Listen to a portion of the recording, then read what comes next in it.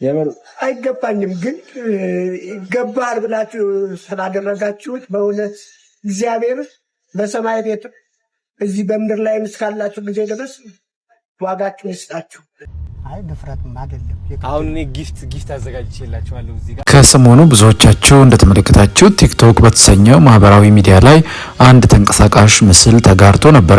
ይህም ደግሞ ተወዳጁ አርቲስት ሰለሞን እንግዲህ እንደምታውቋቸው ብዙዎቻቸው በትወና ብቃታቸው በኢትዮጵያ አርት ኢንዱስትሪ ላይም የራሳቸውን ትልቅ አሻራ ያሳረፉ ናቸውና እሳቸው እንግዲህ ወደ ስራ በሚሄዱበት ሰዓት ታክሲን ለመሳፈር በሚያደርጉት ጥረት ሞልቶባቸው እንግዲህ ሰዓትም ረፍዶባቸው ለመድረስ ታክሲውን ሲከተሉ የሚያሳይ ተንቀሳቃሽ ምስል ከተለቀቀ በኋላ እጅግ ብዙ ሰዎች እንግዲህ አርቲስቶቻችን ህዝብን እያገለገሉ እነሱ ግን ምንም ነገር የላቸውም የሚለው ሀሳብ መነሳቱን ተከትሎ ታዋቂው ቲክቶከርና ከ3.4 ሚሊዮን በላይ ፎሎወርስ ያሉት አዶናይ ለምን መኪና አንገዛላቸውም የሚል ቻሌንጅ ጀምሮ ነበረ።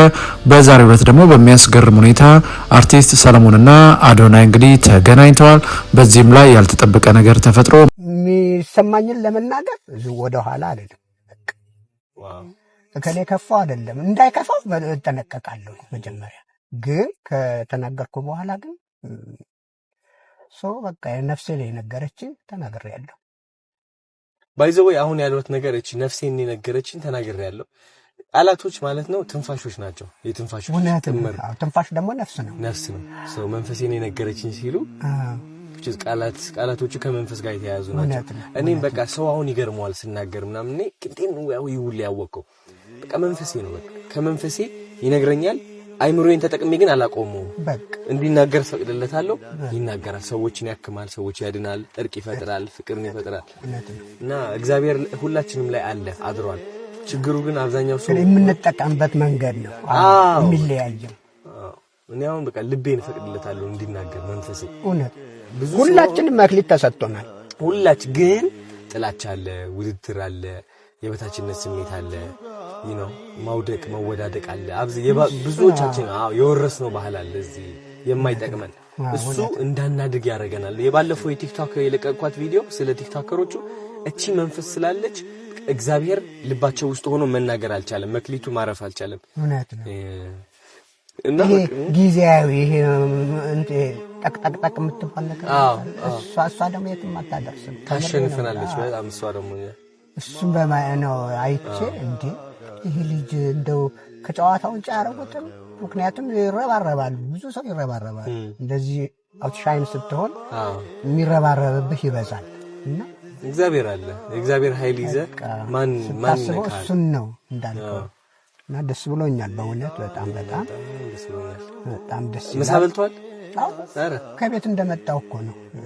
ጡረታው ስንት እንደሆነ እንትኑ 7300 ምናምን በየወሩ ዋው! አይ ድፍረትም አይደለም። አሁን እኔ ጊፍት አዘጋጅቼላችኋለሁ እዚህ ጋር ዝም ብሎ ለመጀመሪያ ማለት ነው እንትን ለማለት ይኸው 50,000 ብር ለጀስት ለመጀመሪያ ለትውውቅ ማርያምን። ይሄ ደግሞ ለትውውቅ ነው። በጣም ብዙ ነገር ያሰብኩላችኋል። በጣም ትልቅ ነገር ያሰረው በጣም ትልቅ ነገር የቀረ የለም። ይኸው አመሰግናለሁ። ተባረክ። እንግዲህ የረገጥከው ሁሉ በእጄ የነካቸው ነገሮች ሁሉ ይባረኩ። ገና ምን ታየ? ብዙ ነገር ያዘጋጀላችኋል። በጣም ብዙ ትልቅ ታሪክ እንሰራለን። የምን ጡረታ ነው? ገና ጀግና ኢነርጂያችሁ በቃ በጣም የወጣት ነው እውነት። እና በጣም ከዚህ በላይ ብዙ ነገር እንሰራለን። ብዙ በቃ ያሰብኩት ነገር አለ። ቲክቶካችሁ በቃ እኔ አማርኛ ይከብደኛል፣ ግን ትልቅ ሰው ማናገር በጣም ይገባኛል። በእውነት ይገባኛል። በድንገት በወጣትነት ከጠራኋችሁ ይቅርታ። አይ ሚን እንጃ እንዴት ነው እንዴት ነው ደህና ኖት? አርቲስት ግን አንድ ለራስም ነፃነት እንዲሰማ ምክንያት ያችን ነፃነትን እፈልጋታለሁ።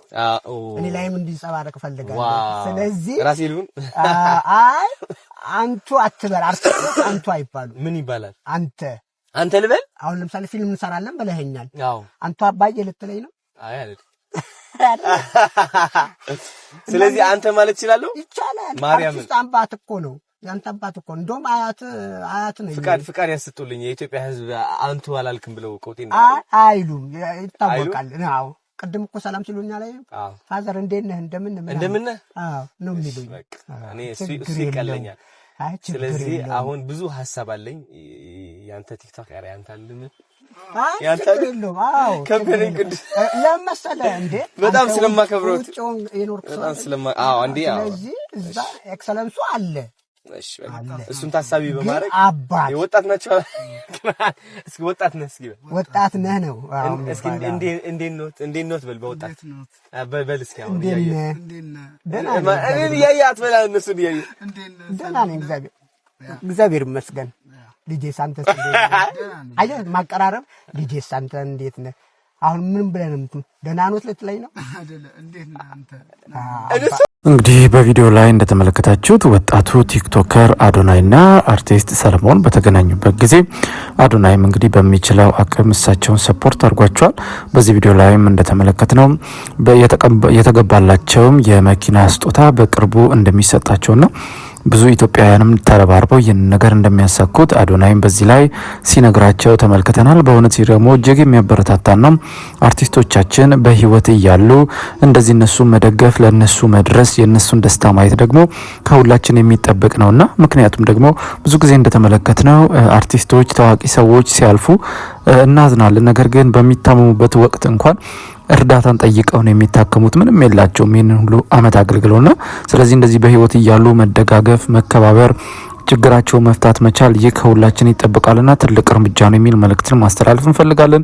ውድ የሁሌ አዲስ ሚዲያዊ ሰዎች በፕሮግራማችን ላይ ያላችሁን ማንኛውንም ሐሳብና አስተያየት ልትሰጡን ትችላላችሁ። እኛም ደግሞ እናንተ ብትሰሟቸው ብታውቋቸው ያልናቸው የመዝናኛ እንደዚሁም ቁም ነገር መረጃዎችን ወደ እናንተ ማቅረባችንን እንቀጥላለን። እንደ ሁል ጊዜው ይሄን ብትጨምሩ ይሄን ብትቀንሱ እያላችሁ ሐሳብና አስተያየታችሁን ስጡን። እንደዚሁም የምንለቃቸውን ቪዲዮዎች ላይክና ሼር እያደረጋችሁ ቻናሉን ደግሞ ሰብስክራይብ ማድረግ አትርሱ። በእርግጥ በምንሰጣችሁ መረጃዎች አምናችሁና ፈቅዳችሁ ከ27000 በላይ ሰብስክራይበርስ እንድንደርስ ስላገዛችሁን ምስጋናችን ላቅ ያለ ነው።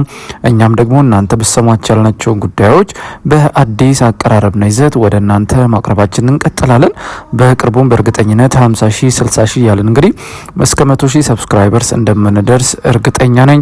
በአለም ጥግ ያላችሁ ሁሉ ሐሳብና አስተያየታችሁን እንድትሰጡን እየጠየቅን እንደዚሁም ቻናሉን ሰብስክራይብ ማድረግ አትርሱ እያልን በድጋሚ በሚቀጥለው ብትሰሟቸው ባልናቸው አዳዲስ መረጃዎች እስከምንገናኝ በያላችሁበት የዓለም ጥግ ሰላም፣ ፍቅር፣ ጤና ለሁላችሁም እየተመኘን በዚሁ ተሰናበትን። መልካም ጊዜ ይሆንላችሁ።